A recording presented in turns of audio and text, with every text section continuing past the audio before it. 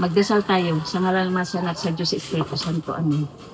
Maraming salamat o Diyos sa grasya na tanggap namin sa araw na ito. Amen. Amen. Kain tayo guys. Ang ulam namin pritong isda, tinulang Sinabawan. lagi tinulang baboy. Tapos gulay. Manok. Ba't lagi tinula? Ewan ko lang yung Asa mo ito?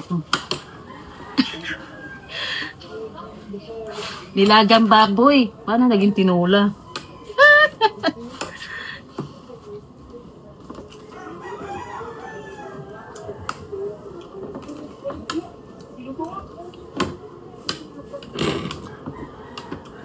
Kunti lang nakakain ko si red rice. ito na. Tampok lang. Piyukul.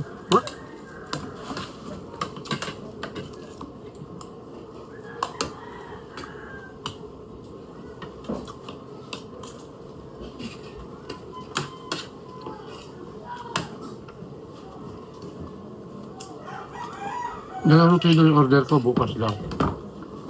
Lambay. Tapos i-rep mo na. Wala. Murag di. Hindi nanagat sa dulo. Ampos.